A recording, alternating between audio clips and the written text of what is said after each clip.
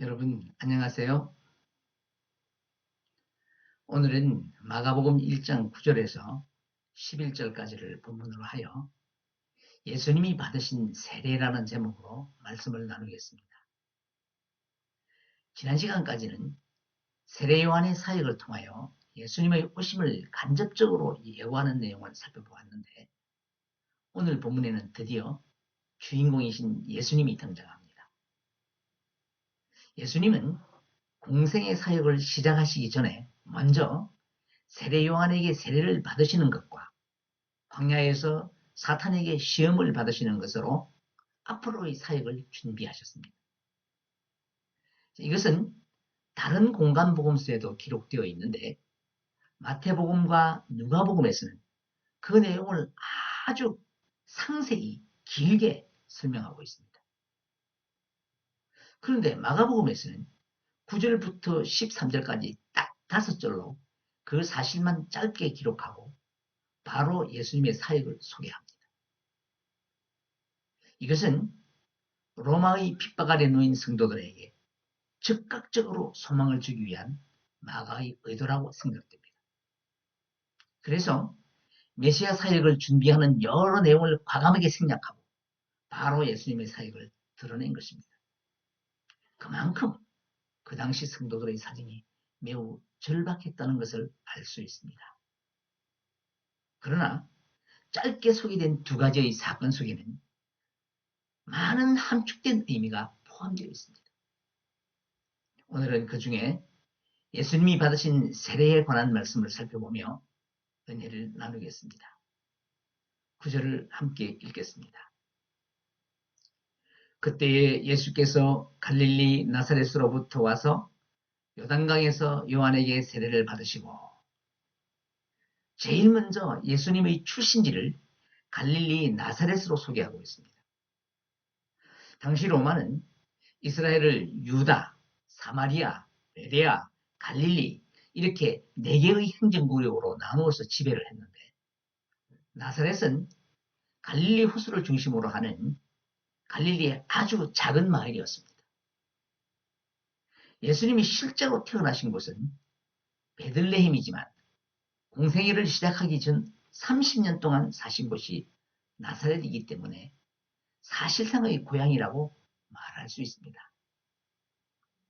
이렇게 마가가 예수님의 출신지인 갈릴리 나사렛을 먼저 소개한 것은 그곳이 구약성경 이사야서 9장 1절에서 메시아가 오시기로 예언된 장소이기 때문입니다. 그래서 그 장소를 먼저 밝힘으로써 예수님이 바로 그 메시아이심을 보여주고 있는 것입니다. 마가는 이렇게 예수님을 소개한 후 바로 세례를 받으시는 현장을 사실적으로 기록하고 있는데, 먼저 예수님이 세례를 받으신 곳은 요단강입니다. 이 요단강은 이스라엘 백성들이 광야 생활을 끝내고 가나안 땅에 들어갈 때 건넜던 땅입니다. 여호수아 3장에 그들이 요단강을 건널 때의 모습이 기록되어 있는데, 제일 먼저 제사장들이 언약궤를 메고 백성들을 앞서 요단강으로 들어갑니다. 그러면 아라바 바다의 염해로 흘러가던 요단강물이 딱 멈추어서 한 곳으로 쌓이고, 백성들은 그 뒤를 따라 마른 땅을 밟으며 여리고로 들어가게 됩니다. 요단이라는 이름은 급한 여울이라는 뜻인데, 어원을 살펴보면 내려가다라는 말에서 유래하여 단에서 흐른다라는 의미입니다. 그리고 그 어원은 내려놓다라는 뜻도 포함하고 있어서 요단강은 이스라엘 백성들이 광야 40년의 모든 무거운 짐을 내려놓는 것으로 상징됩니다. 그리고 이스라엘 백성들이 따랐던 언약궤 안에는 잘 아시다시피 3가지의 물건이 들어있습니다. 만나를 담은 항아리와 십계명이 기록된 돌판, 그리고 아론의 쌍난 지팡이입니다. 하나하나 이 시간에 다 설명드릴 수는 없지만 결론만 말씀드리면, 이스라엘 백성들의 패역한 죄를 기억하게 하는 문들입니다. 그래서 언약궤가 지성소에 있을 때는 제사장이 양을 잡아 그 피를 언약궤에 뿌렸습니다. 왜냐하면 하나님의 용서와 긍휼이 부어져야 하는 곳이기 때문입니다. 그래서 언약궤의 천장 부분을 은혜가 베풀어지는 자리라는 뜻의 시은자라고 불렀습니다. 이런 의미에서 언약궤는 인간의 폐악한 모든 죄를 품고 피를 흘리신 예수 그리스도의 모형으로 해석할 수 있고, 그 언약궤가 요단강을 건넨 것은 예수님이 세례를 받으시는 것의 예표라고 할 수 있습니다. 그러니까 그 예표대로 예수님이 요단강에서 세례 요한에게 세례를 받으신 것입니다. 자, 그런데 예수님이 받으신 세례는 그동안 다른 사람들이 세례 요한에게 받은 세례와는 근본적인 차이가 있습니다. 우리 성경에는 다 같이 요단강에서라고 번역하여 차이가 없는 것처럼 보이지만, 헬라어 원어 성경에는 에스라고 번역된 전치사가 다릅니다. 1장 5절의 요단강에서라고 할 때 사용된 전치사는 헬라어 n인데 영어로는 in으로 번역할 수 있으며 그냥 안에 들어있다는 뜻입니다. 그러니까 이 표현은 물에 완전히 잠겼는지 아니면 신체 일부만 잠겼는지 명확하지가 않습니다. 그런데 예수님이 세례를 받으시는 장면인 9절의 요단강에서라고 할 때 사용된 전치사는 영어 into에 해당하는 ace인데 완전히 강물 속에 잠겨 있는 상태를 말합니다. 완전히 잠겼다는 것은 완전한 죽음을 의미합니다. 그러니까 예수님은 다른 사람들이 받았던 것과는 전혀 다른 의미의 세례를 받으신 것입니다. 지난 시간에 말씀드린 것처럼 세례 요한이 베푸는 세례는 회개의 세례입니다. 죄 있는 사람이 자기 죄를 자복하고 죄사함의 자리로 나아가는 것입니다. 그런데 죄가 없으신 예수님이 물속에 잠겨서 완전한 죽음을 의미하는 세례를 받으신 것입니다. 이 사실이 우리에게는 말할 수 없는 큰 은혜가 됩니다. 우리의 죄를 대신하기 위해 죄 없으신 하나님이 인간의 몸을 입고 오셔서 회개의 세례를 받으신 것입니다. 자, 그런데 로마서 6장 3절에서 5절을 보면 예수님이 받으신 그 세례를 우리가 받게 되면 우리는 예수님과 완전한 연합을 이루게 된다고 기록하고 있습니다. 함께 읽겠습니다. 무릇 그리스도 예수와 합하여 세례를 받은 우리는 그의 죽으심과 합하여 세례를 받은 줄을 알지 못하느냐? 그러므로 우리가 그의 죽으심과 합하여 세례를 받음으로 그와 함께 장사되었나니 이는 아버지의 영광으로 말미암아 그리스도를 죽은 자 가운데서 살리심과 같이 우리로 또한 새 생명 가운데서 행하게 하려 함이라. 만일 우리가 그의 죽으심과 같은 모양으로 연합한 자가 되었으면 또한 그의 부활과 같은 모양으로 연합한 자도 되리라. 모든 인간에게 성령으로 세례를 베푸시는 영광의 하나님이신 예수 그리스도께서 죄인인 인간들이 받는 세례를 친히 받으심으로 죄씻음이라는 세례의 의미에 그리스도와의 연합이라는 새로운 의미를 더하신 것입니다. 그리하여 같은 세례를 받은 우리들에게 부활의 소망이 되셨다는 것입니다. 그리고 예수님이 세례를 받으실 때에 세 가지의 특별한 현상이 나타나는데 이제부터 그 현상을 구체적으로 살펴보겠습니다. 10절을 함께 읽겠습니다. 곧 물에서 올라오실새 하늘이 갈라짐과 성령이 비둘기같이 자기에게 내려오심을 보시더니, 예수님이 세례를 받으시고 물에서 올라오시는데 하늘이 갈라지더니 성령님이 내려오셨습니다. 예수님이 세례를 받으시는 순간 예수님은 성령님과 하나가 되셨음을 의미합니다. 대체로 사람들은 요단강이라고 하면 마치 천국에 들어가기 전에 건너는 강이라는 의미로 받아들입니다. 그것은 이스라엘 백성들이 광야 생활을 마치고 약속의 땅 가나안에 들어가기 위해 요단강을 건넜기 때문입니다. 근데 여러분, 여호수아서를 읽어보면 아시겠지만 이스라엘 백성들이 요단강을 건너서 가나안에 들어갔을 때 바로 천국 같은 세상이 그들을 맞이한 것이 아니라 그때부터 가나안을 정복하기 위해 본격적인 싸움이 시작됐습니다. 성도가 세례를 받는 것도 마찬가지입니다. 세례 받으면 신앙의 완성이 아닙니다. 그때부터 그리스도 안에서 새로운 삶이 시작되는 출발점의 의미가 있는 것입니다. 지금 예수님이 요단강에서 세례를 받으신 것도 그런 의미가 있습니다.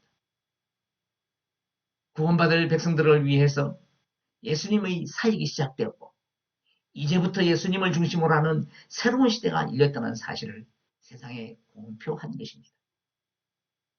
그 증표로 예수님이 세례를 받으실 때 세 가지의 현상이 나타납니다. 첫 번째는 하늘이 갈라져서 열리는 현상입니다. 여기서 갈라진다고 번역된 원어는 찢어진다라는 의미가 있습니다. 하나님이 이렇게 하늘을 찢는 이유는 인간의 죄 때문에 하늘이 막혀있기 때문입니다. 그런데 이제 하나님의 아들 예수 그리스도께서 세례를 받고 올라오시자 하나님께서 그 아들이 올라오는 것을 보시고 단단히 막혀있는 하늘을 찢으신 것입니다. 성경에서 하늘이 갈라져서 열리는 현상은 주로 하나님의 특별한 계시를 나타내기 위한 묵시적인 표현으로 사용됩니다. 여러 곳에 나타나지만 대표적으로 사도행전 7장을 보면 스데반이 순교할 때의 장면이 나오는데 56절에 보면 스데반이 성령이 충만해서 보라 하늘이 열리고 인자가 하나님 우편에 서신 것을 보노라 라고 열린 하늘을 보고 외칩니다. 이 스데반의 순교 이후에 예루살렘에 있는 교회에 박해가 일어나서 성도들이 유대와 사마리아 모든 땅으로 흩어져서 복음이 전해진 것입니다. 이 특별한 사실을 나타내기 위해 하늘이 열린 것입니다. 그러니까 예수님이 세례를 받으실 때에 하늘이 열렸다는 것은 단지 요단강에서 예수님에게만 일어나는 사건이 아니라 모든 시대의 모든 사람을 구속하는 사건임을 암시하는 것입니다. 즉 예수님이 세례를 받으신 사건이 의미하는 바는 죽으심과 부활인데 바로 예수님이 하늘 문을 여는 열쇠가 된다는 것입니다. 예수 그리스도를 통해 그동안 죄로 인해 막혔던 하나님과 세상과의 교제를 허락하시는 의미를 가지고 있는 것입니다. 두 번째, 예수님이 세례를 받으실 때에 성령이 비둘기같이 내려왔습니다. 이것은 예수님이 세례를 받으실 때에 물세례와 함께 성령 세례도 함께 받음으로써 완전한 세례의 모범을 보이신 것인데 다른 한편으로는 이렇게 성령이 강림하신 것은 앞으로 이루어질 예수님의 사역을 위한 기름 부음이라는 의미도 있습니다. 구약 성경에서 기름 부음은 왕이나 제사장과 선지자를 세울 때 하는 의식입니다. 그러니까 예수님이 세례를 받으실 때 성령이 강림한 것은 하나님이 예수님에게 만왕의 왕이요 제사장이며 선지자라는 세 가지 직임을 위임하시는 의미가 있는 것입니다. 이렇게 성령이 강림하시는 사건을 시각적으로 비둘기같이 내려오셨다고 비유한 것입니다. 자, 그런데 비둘기라고 하면 제일 먼저 생각나는 성경의 사건이 있습니다. 바로 노아 홍수 때에 비가 그친 후에 방주에서 내보내진 비둘기가 마른 땅이 나타났음을 알려준 사건입니다. 즉 하나님의 홍수의 심판이 끝난 후에 방주 안에 있는 구원받은 사람들에게 새 땅과 새 약속을 상징했던 새가 바로 비둘기입니다. 이와 같이 지금 하나님은 예수님의 세례를 통해서 로마의 압제에 시달리는 이스라엘 백성들에게 새날과 새 땅이 펼쳐질 것을 약속하시는 의미도 되는 것입니다. 그러므로 우리가 세례를 받음의 의미도 그러합니다. 세례를 받는 것이 신앙의 완성이 아니라 시작이라는 것입니다. 앞에서 말씀드린 것처럼 세례를 통하여 그리스도와 연합하여 소망의 부활을 약속받은 성도는 요단강을 건넌 이스라엘처럼 그 소망을 바라보며 힘든 자신과의 싸움을 시작해야 하는 것입니다. 그리고 세 번째로는 하늘에서 소리가 납니다. 11절을 함께 읽겠습니다. 하늘로부터 소리가 나기를 너는 내 사랑하는 아들이라 내가 너를 기뻐하노라 하시니라. 여기서 너는 내 사랑하는 아들이라고 할 때에 너라는 말은 단순히 상대방을 가리키는 너가 아닙니다. 오늘 성경을 보면 너라는 단어의 첫 글자가 대문자로 표기되어 있는데 이것은 그냥 너가 아니라 바로 너라며 대상을 분명히 지목할 때 대문자를 사용합니다. 그러니까 너는 내 사랑하는 아들이라고 한 것은 그동안 하나님이 수많은 선지자들을 통하여 약속하셨던 세상을 구원할 메시아가 바로 예수님이라는 사실을 선포하신 것입니다. 그리고 사랑하는 아들이라는 표현에는 훗날 예수님이 속죄 제물이 되신다는 의미가 감추어져 있습니다. 창세기 22장 2절을 함께 읽겠습니다. 여호와께서 이르시되 내 아들 내 사랑하는 독자 이삭을 데리고 모리아 땅으로 가서 내가 네게 일러준 산 거기서 그를 번제로 드리라. 하나님이 아브라함에게 그 아들 이삭을 제물로 바치라고 하실 때에 내 사랑하는 독자 이삭이라고 하신 것처럼 당신의 사랑하는 독자 예수님을 인간의 죄를 사하기 위한 제물로 내어주신다는 의미가 함축되어 있는 것입니다. 이 일을 감당하기 위해 예수님이 오신 것입니다. 앞에서 말씀드린 것처럼 예수님이 세례를 받으실 때 처음 나타난 사건이 하늘이 갈라진 것입니다. 그것은 인간의 죄로 인하여 하늘이 막혔기 때문이라고 말씀드렸습니다. 그런데 예수님이 이 땅에서 사역을 완수하시고 십자가에서 돌아가실 때에 또 다른 갈라짐이 있었습니다. 성소 안의 휘장이 갈라졌습니다. 마가복음 15장 38절을 보면 이에 성소 휘장이 위로부터 아래까지 찢어져 둘이 되니라 라고 기록되어 있는데 높은 곳에 매달려 있는 휘장을 찢으려면 사람의 키가 닿지 않기 때문에 아래에서 찢어서 위로 올라가야 합니다. 그런데 예수님이 돌아가실 때의 성소 휘장은 위에서 아래로 찢어졌습니다. 이것은 그 휘장을 찢으신 분은 바로 하나님이라는 증거이고 그 휘장이 찢어졌다는 것은 하늘문이 갈라지며 열렸음을 상징하는 것입니다. 그 사건이 예수님이 운명하실 때 일어났습니다. 그러므로 성소 휘장의 찢어짐은 예수 그리스도로 말미암은 것이고 이때부터 누구든지 예수 그리스도의 이름으로 하나님 앞에 나갈 수 있게 된 것입니다. 신약 성경 에베소서나 갈라디아서에 의하면 인간은 죄로 말미암아 본질상 진노의 자녀이고 하나님이 아닌 자들에게 종로로 타던 자들이기 때문에 본질적으로 하나님 앞에 나갈 수가 없는 존재입니다. 이런 우리를 하나님 앞에 나갈 수 있게 하기 위해 예수님이 오신 것입니다. 당신의 몸을 십자가에 찢으셔서 생명을 우리에게 주신 것입니다.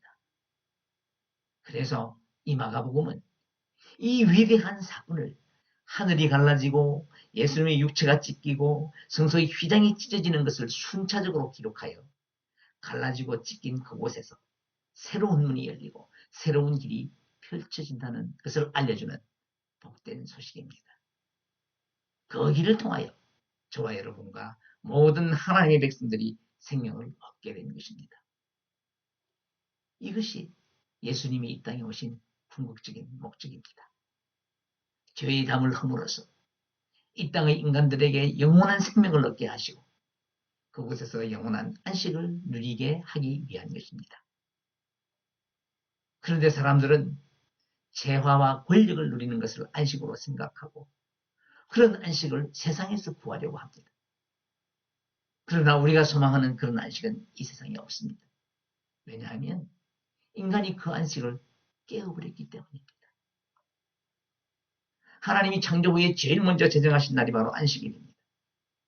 창세기 2장 3절을 보면 그날을 복되고 거룩하게 하셨다고 기록하고 있는데 그날은 인간도 안식할 수 있는 복된 날입니다.